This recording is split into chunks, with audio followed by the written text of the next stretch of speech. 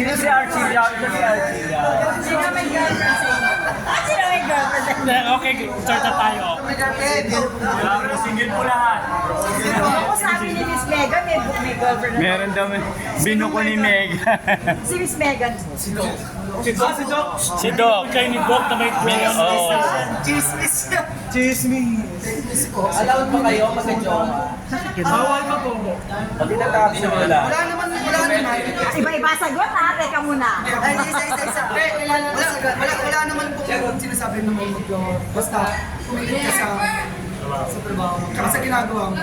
So, Kahit iba naman po sa amin, kahit kung magkaroon naman po ng jowa ng iba sa amin, at least, ano po sila? Kumikita po sila. focus sa priority ang career. Yes, correct.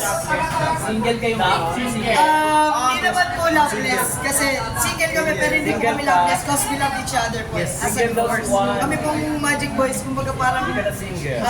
as family na. So, yun nga, pare, mahal ko na. Kumbaga, yung loveless na word po, kumbaga hindi kami loveless kasi mahal kami ng manager namin and mahal po namin yung isa't isa and mahal po namin lahat ng support sa amin. So, single but with full of love. Yes. Guys, may bang bagong paso ng movie press, ipakilala nyo sa isang sarili nyo. My name is Ray Butapa from Cebu City. My name is Johan and I'm from Las Piñas. Hello, I'm Mac Morales. I'm from San Andres, Bukid, Manila, kung saan maraming matatapos. Yes. John Marcia from Ibas Ambares. Ian Briones from Baguio City. Juan Calma from Tondo, Manila. Jace Ramos from Mandaluyong, Cavite, Laguna, Pampanga. Ngayon, nasa Quezon City. Now I'm Asher Diaz from Rosario. Ikaw yung parents mo, taga-show. Yes po. Sino? Si Jackie Diaz. And Jackie yung D. tatay mo, Jefferson de Rosario. artista sila nung araw. Yes, diba? Animal Love So Sweet. Ani may lang Si Pinky po. Ano pangalan ng tatay mo na? Jefferson de Rosario. Yun. In-encourage ka ba nila na mag-showbiz o ikaw lang? Dati po kasi bago po ako dito magpunta sa Magic Boys, may dati po and then disband ko. Siguro, nag-aaral po na ako and then yung tapos sa Graduate ka na? Yes po. Anong course mo? Ayan po, ABM po sa Magic. Ikaw ano yung full film mo nag-all out ka na raw? Nag-time ba yun? Ano tayo? Nagano na siya. Nag-frontal na siya. nag-Tridora. So anong feeling na ikaw? Nag-beauty ka na, nakilala, jumuin ka pa sa grupo. Totally sobra po. Sobra po ako nagpapasalamat pero sobra din po ako nahihirapan dahil wala po akong talent sa sayaw or anything na. Pero dahil po kay Nailito and Coach Joe and Happy Toys na pasayawan. Galing na sumayaw. Grabe yung improvement. Lumited sa mga awards. Sino? Si Juan Carlos? Best ano? Nominated. O anong feeling nominated ka? Ako, sobrang thankful po ako syempre. Bilang nominado pa lang, sobrang blessed na po ako dahil sa dami po ng aktor ngayon. Sa mga boy, ano natin, boy group natin, sino yung gusto nyo makakollaborate? Boy group. Sa mga... Sino naman po? Sa particular, sino? Hindi po kami nanimuli. Syempre yun nandito po na yung BMX. Yan o, yung... BMX. BMX boys. Kasi sa BMX. So, brother, Yung mga nandito po. Sino gusto nyo makakollaborate? Sino naman po yung ibigay sa amin ni Lord? Wala, kahit sino po, wala po problema. Kahit babae o lalaki, kung sino man po yung matapagpo, ina-highlight sa amin. Para sa akin.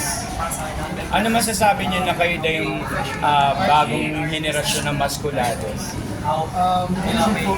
Teka, tanong, kilala niyo ang Masculado? yes, Jumbo. Kaya mo ba to? Pero May mga kami pa po. Meron naman po sila. May mga kanya-kanya po kami. Kumbaga, kami po Magic Boys. Ito po, kami po yun. Sila po yung Masculans. Pero mga idol po namin. Ayun. Pero more in na tayo, Magic Mike, di ba? More in Magic Mike. Hindi pare, sila nga Masculans sa'yo Magic. Saan ba kayo nag-diva ba? Sino mas maganda sa inyo yan, no? Tatlo po. Estelle. Ang nagbilang Sa All by Myself. Still, siyempre still pa rin, idol ko yun eh. All by myself anymore. Ang Viva Max po sa akin, ako po, si Marcia at saka si Can. Yun po, panoorin niyo po yung movie na ginawa ko, si Sid Marino, directed by Joel Lamangan, Tahong directed by Chris, tapos yung Tatsulok po. Sa akin naman, Sweet Release, tsaka Red Flag, Pintor at Paraluman, Rita, tsaka Pantasilitan. Yung ko lang sa Wag Mo Akong Iwan. Yes po. Wag Mo Akong Iwan. Wag Mo Akong Iwan. Oo. Maiiwan. Yun. Kumusta experience mo kay Joel Lamangan? Ayun nga, since si Direk Joel yung naging unang director ko talaga. Kasi wala talaga sa plano, bigla lang ako sinabihan ito na, babe, isasalang ka, ganito, ganyan. Kasama ko po si Marcia doon. Ako po yung sumuntok sa kanya, nag-trend. So ayun, tapos as a first timer, tapos biglang Direk Joel Lamangan. Kumbaga, yung iba natatakot kasi nga, ma-vocal, maano siya magsalita. Pero para sa akin, tinitake ko yun as a challenge to sa sarili. Tsaka sobrang blessed ko na nandito ako sa circle na to. Kasi ang dami ko rin natutunan sa kanila, ganito, ganyan. So, ayun. Hindi ka napagalitan? Hindi ka niya napagalitan kahit minsan? Hindi naman po. Awa ng Diyos naman. Ito sa anak mas ng Magic Yes, ako po sa anak ng Magic Dancer, yung una ko po na indirect. Kasi Joel. Nag-Joel ka na rin, di ba? Ako po, Ilan? ako po Joel Lamangan, si Sid Marino po. Ako po yung bida ni Direk Joel doon. Grabe yung experience ko sa kanila. Sobrang dami ko natutunan sa kanila, acting, pag-acting sa buhay, lahat po. Ilang mura naman ang natatatang mo? grabe ang direksyon. Ilang mura? Sobrang hindi lang po mura ang lahat po. At Joel Lamangan po talaga yun. Napakaswerte mo kapag sinabihan ka ng gano'n kasi sa malaking karangalan na yun, parang ako rin nasabihan din ako ng gano'n. Kaya sa malaking karangalan na yun para sa akin. At saka nagpapasalamat ako kay Direk Joel Lamangan kasi kay Direk Joel Lamangan umanot po yung career ko parang after ko si Sid Marino, Direk Joel Lamangan ang dami kong movie na ginagawa ko. So, sino na lang hindi nag-artista sa inyo? Apat po. Sino-sino yung hindi... ikaw. Si Johan. Si Johan, Si si Ian. Ian, at saka si Jace. Ah, si Jess, malapit na rin yan. Nako! Naku, di ba? Kalapit na rin ako eh. Abangan niyo po. Ayaw mo sabi nga yan, Jace! Alam mo yung akin si Crush Jess. ng bayan ka daw. Sino may sabi? Talaga naman. James, crush ka rin ako, eh. Sa totoo lang, may naririnig ako ha. Mag-aaraneta daw tayo sa February ha. Ano ba yan? Masyado mataas. Ay, sinadya mo yan kasi nagmamanifest. Yes, so ano next after this? Music Museum daw po. Naririnig kami sa mga. Pero sana po. Sana. Valentine's So, Day? February. Pag music museum, baka tibak ng gagawin niya. Baka wala na. Ay, wala na.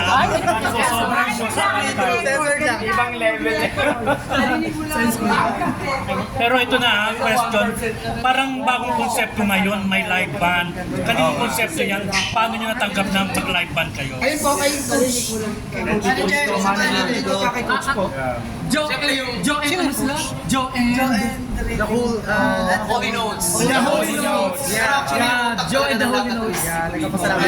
Galing nila. Oo, yun nga po na every concert ng Magic Boys is pa-upgrade siya ng Oo.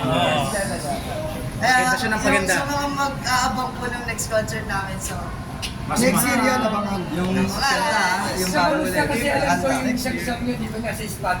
Ay, yes, Actually, kaka-approve lang kanina umaga. yung na-upload po. Oo, nakapirate na nga ako eh. Tana. Yung tampo, lalabas na ba? Yung tampo po, possible niyan siguro mga... January na, no? Ito. Na, ganun. Baka sa Music Museum namin.